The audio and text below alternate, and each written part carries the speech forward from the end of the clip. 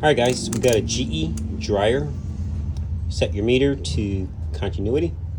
Now if you have a dryer that is not heating, you always want to start first at the back of the dryer. That's where the cord comes in and attaches to the back of the machine. While you're back there, verify that the cord is hooked up correctly and the ground is in place and everything is nice and tight. If those screws are not tight, that can also impede everything, including your dryer drying properly or even getting the proper voltage. Everything has to be tight. All right, so what we have here is a timer, and if you're getting good power, you want to start easier to start at the timer because it's going to alleviate a lot of work instead of you actually pulling the machine apart. And you just want to make sure that you know that you're getting proper voltage up here. Then you know it's something downstream, so then yes, you have to open up the dryer. All right, so we have our leads. This is the orange, and as you see, one of the orange actually goes into the temperature control switch. It comes out and it goes to the timer, or it's actually backwards. It comes out of the timer and goes into here, okay? And this one basically is connected to, I think it comes through the motor, because the motor does have to be, well, GE does have a belt switch, but I don't want to complicate it, okay? I want to break it down so you guys have a good understanding what's going on. So your purple and red basically is your 240 volts. When the machine is hooked up, if it's on time dry and the machine is running, you should have 240 volts here. And then it goes down, goes through here. I'll flip this over shortly and you'll see what this is. These are your connecting points. Basically, these would be either through a thermostat to an element. Just imagine one circuit. It's a big loop, and the timer controls it all with your temperature switch. So if you have a thermostat or two thermostats on GE, if one is bad, power is going through, but it's being stopped at one of the thermostats. So you're not going to be heating, or you're not heating all the way, maybe just warm. So, but if you're getting voltage here, we know we need to go downstream. You can also check this thermostat, this sensor. You can also check this temperature switch. Sometimes these do go bad and they stop the power as it goes through to go down to the element. All right, so let's flip it over. We're connected. We're on continuity. We are on off. We are on air fluff. So now if I put this unit on more dry, air fluff is no heat. So we're not introducing any 240 volts to the element. So nothing's going to happen. Now if I take it off of air fluff, put it on casual or any of these settings, we have continuity. That tells you that the element is good, or the timer is good. And this switch is also working because the switch is interrupting the flow going down to the element. All the same, maybe a little more resistance going to the element, as in a longer duration, but other than that, it's the same circuitry. All right, so we're going to rotate.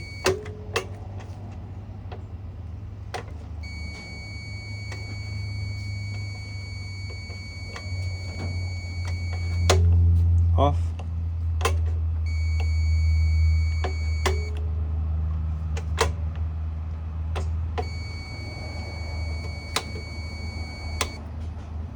All right, now let's flip it over.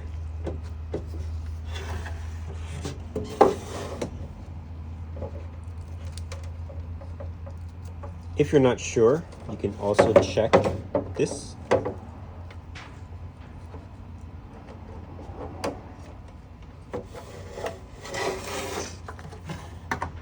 air fluff, nothing. So we know the switch is working. We already know that, but you can also verify that yourself. And of course, the timer itself is working. So that's how you would deal with a GE dryer that's not heating. Now, once you verify that these are good, you'd go down to the element and you would verify that the element itself is good.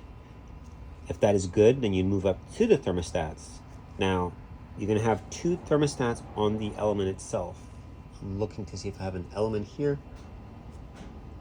I don't think I have a GE in here. And you would basically, I do have a GE, but the element is not out. Okay, you would verify that both the thermostats from point A to point B, you're getting continuity. Now, pay attention to this. Continuity means signal is flowing. You can have a thermostat that is prematurely working, meaning when it gets too hot or prematurely hot, it turns off, limiting the circuit being completed. So if that's the case, then you're going to have a thermostat that is not working. So you want to verify that they're both working. You can use a heat gun and add some heat, and you will actually see them turning off when the time is right, and then verify that with both of them, that they're both turning off at approximately the same time. So, or if you're in doubt, just replace both of those thermostats and you should be good. All right, guys, that's how you check the GE timer and temperature sensor switch. So we also have the start button. For example, if your dryer is not starting. When it comes to GE, they do have a belt switch. So if you press start, which is this here, and that means your switch is good, by the way. So we're checking for continuity. So on your dryer, if you press start and the dryer turns on just for a minute, then turns on, where you have to keep your finger pressed for it to keep running, that means your belt is broken or is off, or you have a bad belt switch. All right, you want to check that, or motor switch, whatever you want to call it. And it's a switch that sits down at the bottom. They rarely go bad. Chances are it's going to be your belt on GEs. So that covers that on that. Another thing you can check if your dryer is not heating or not turning on, you might want to assume that it's your start button or power supply. This is the first thing to check, actually, is pull the knob off and verify that the knob is not damaged. If you see a lot of cracks, and if you're not able to turn this timer pretty easily, and by the way, always go clockwise, very important. So if you can't do this, and listen for the clicks, if you're not able to do that, your timer might be stuck, and I do have 1 or 2 videos dealing with a stuck timer. Go ahead and remove this. Grab this knob. Hopefully I can get it off. All right, so it won't come off. Whirlpool to the rescue. So pretend you got this off.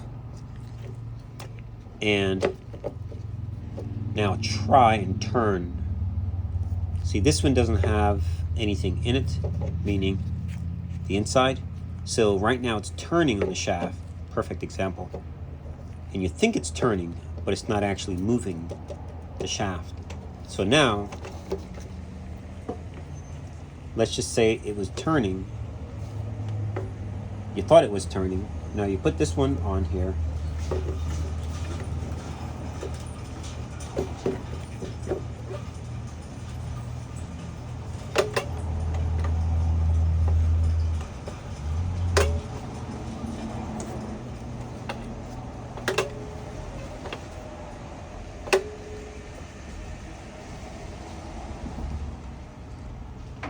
Now you're able to turn it. So it could be something as simple as a bad knob. Order a knob, put it on, or like I said, pull this one off. Sometimes it can be a little bit difficult. Don't wiggle, you don't want to break it. There it goes. And this knob will fit right here.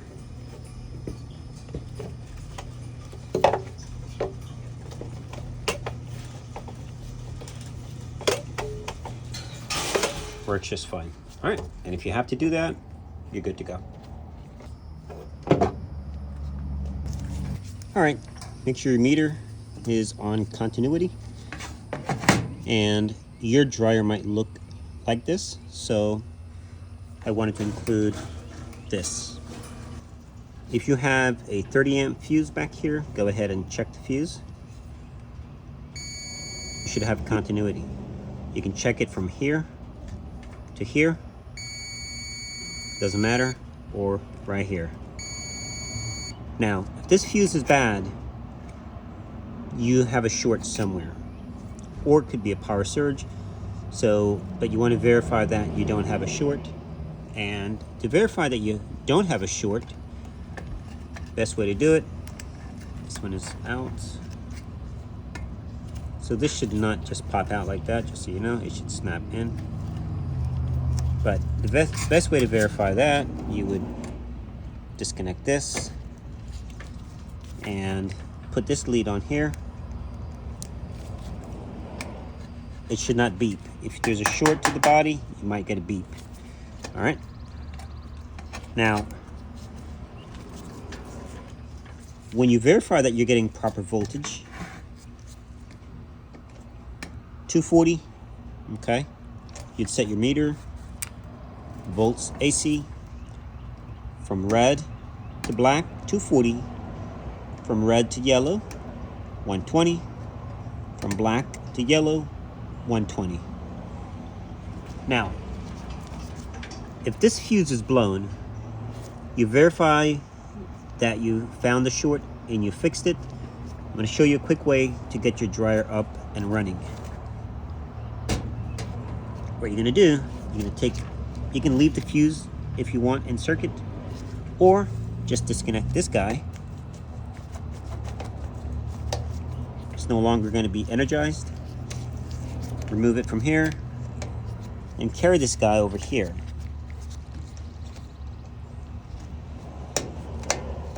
Now your dryer will work just like with the fuse, except you're waiting on a fuse to come. Some machines don't even have the fuse, but GE puts it on some models. I think it has to do with the door wiring switch or something to do with that. And sometimes it trips taking out the fuse. And if you fix the wire on the door, that's normally where there are the short, and you should be okay. But that's just a little bit of tangent there, information. All right, so we're going to put this back the way it was.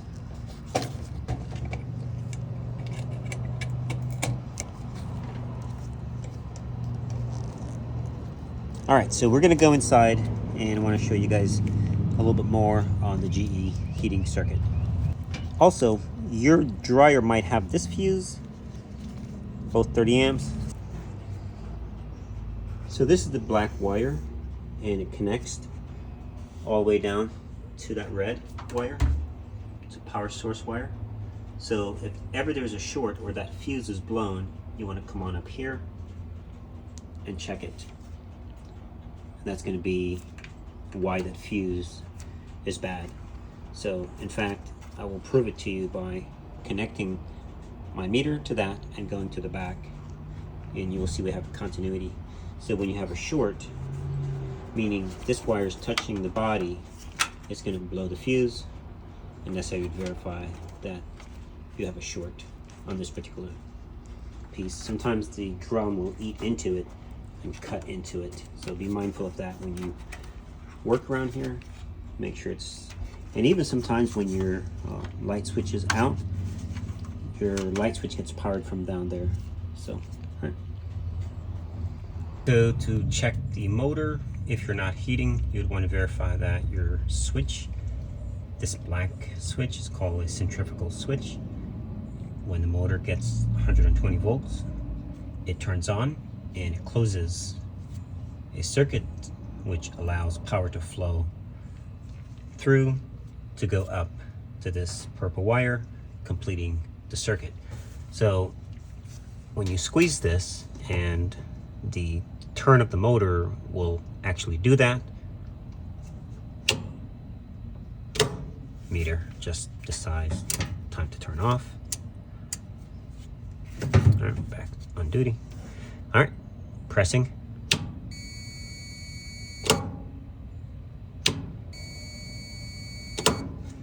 So this motor is working. Now, sometimes if you have a bad motor on your GE, you might get a humming sound where you press start, it runs for about 5 to 10 minutes, and then it won't turn back on until it cools down. That means you have a bad motor, the windings are bad.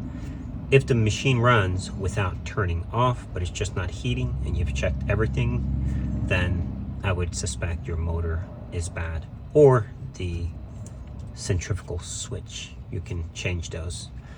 You can remove them. If you have a motor that won't come off, and even though GE, pretty straightforward, but you can also just change just that. They don't sell them, but you can change it. All right, so we're gonna move up top and talk a little bit more about the heating circuit. So now we're dealing with the element. Now to check your element, you have your white and your purple. Those are your high voltage, so to say. The blue is going to be your lower heating. When you initiate that, it actually lowers the temperature and it brings it down to a lower temperature. If you notice, all these thermostats are interlinked. They're all tied together. Okay, so you want to check them in tandem, make sure you have continuity and that they're cycling at the proper ratio. Otherwise, you might have a situation where the dryer is not heating or heating properly. Now, if you follow this if you follow this orange wire, one goes up to the temperature sensor, which you can lower the temperature or put it to heat or no heat, actually, air fluff. And that basically cuts the circuitry off, the heating circuit, from the element, which means you get air fluff, no heat. So these need to be checked, and sometimes they will prematurely turn on and turn back off. So you got to check them sometimes with heat. I like to use a heat gun and see how long they stay closed and how long they cycle. But when in doubt, just change them both. They work in tandem. So, and this guy controls your vent temperature as well. And normally continuity, but if you notice, he's tied in with this guy in the white. Follow the white wire, comes all the way down. All right, so that's part of the circuitry. And orange, again, goes right back up. They're all interlinked. Everything is one circuit. And of course, this goes up to the temperature switch, which turns to the timer. This is on a different machine. Just wanted to show you a complete setup. So that covers the heating circuit. Now, if your dryer will not turn on and you've checked this, which these, by the way, I've never seen them. I think one. Now, this is your main guy, but when he trips, you want to check other components, including the vent. Make sure the blower is not stuck or not turning. So there's a reason why he goes. But verify that. He will stop your machine from starting. Now, if you want to verify that he is the main reason, you can unplug and you can put these together. That will turn the machine on, but this is only for testing, guys. Do not run your machine without it. It's there for a reason. It's a safety device. That's only for testing, all right? Now, once that's done, you pretty much covered everything. If you have power and you're not starting, then you might want to check the door switch, which connects here, and that might be the reason. Check that as well. But again, GE, their door switches are very hardy. I don't see them fail much. So we're going to check the belt switch, and we're connected. If you notice, that's a red wire, and it goes down to this side, so we should have continuity here. Now we're going to go over here, and when we close the circuit on the switch, we should get a beep. So pushing down.